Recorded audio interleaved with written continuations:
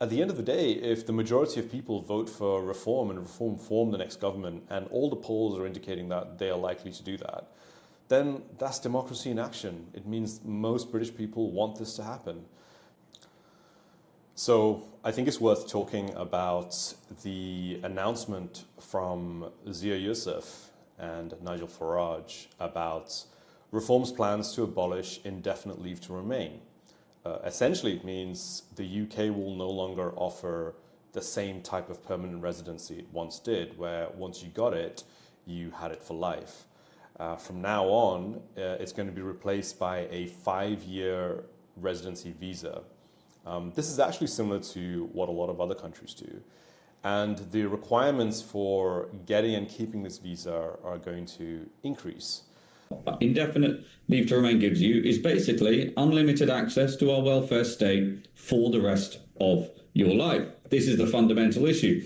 And then you can apply to become a British citizen after that. So what we are saying is we are going to abolish this ILR status altogether. We will replace it with a 5-year renewable work visa, which is something lots of countries like America, like Singapore, like the UAE, countries that attract great people from all over the world, that's what they do. And one of the key points here is, here's the fundamentals of what we've announced today, as Nigel said. Number one, welfare in this country will only be available to UK citizens when Nigel's the Prime Minister. That's number one.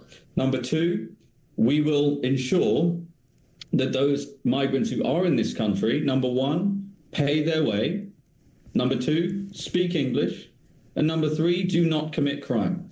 And he's put out some stats in his post about this. For example, in 2023, the Department for Health and Social Care estimated that they would issue 6,000 social care visas, and the real number ended up being 348,000, which is 58 times the government estimate.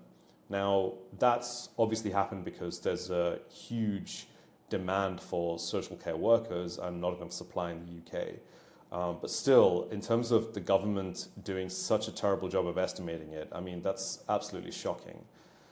Overall, the key thing about this new policy proposal from Reform is that people who currently have indefinite leave to remain will lose it and have to reapply for this 5-year visa status, and the requirements are going to be more stringent. So it's going to impact people who've been in the UK for 20, 25 years, 30 years, the spouses of British citizens.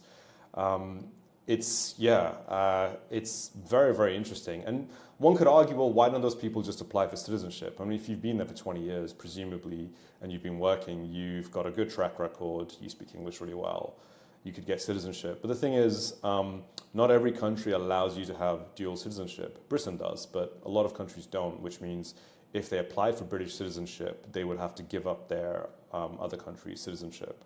And I don't think it's fair to have people be forced to do that. I don't think that's a fair thing to do. And fairness is actually a point that other critics of this have brought up, which is that it just doesn't seem fair for people who've already contributed to the country to have their settled status revoked like this. And I think I agree with that.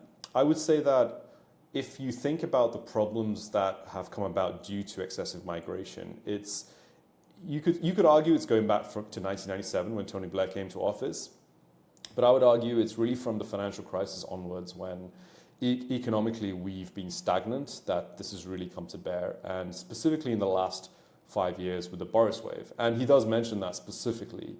And I completely agree. The people who came in on the Boris wave, there's no way we should be giving indefinite leave to remain with welfare benefits. So I actually agree with that point. Going further back than that, I think there has to be a cutoff point for this.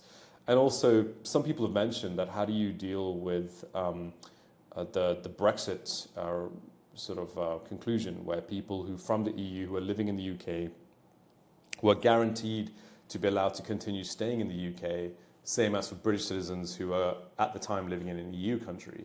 So they're not going to be able to undo that. And of course, this will get challenged in the courts. I think what's really interesting is Reform aren't currently in power, and Labour, now that they can see what Reform's policy platform is going to be, could potentially make changes to make it much more difficult for Reform to do this. Zia points out that Parliament should be sovereign and the courts should not be able to stop this. And leaving the ECHR, the European Convention on Human Rights, and redoing the British Human Rights Bill is going to be key to enabling them to doing this stuff, as well as the mass deportations. Nevertheless, Labour are currently in power, so I think Labour could potentially do something to throw a spanner in the works. I don't know what, but they could make it harder for Reform to enact this policy once Reform gets to power, or at least it will take them longer.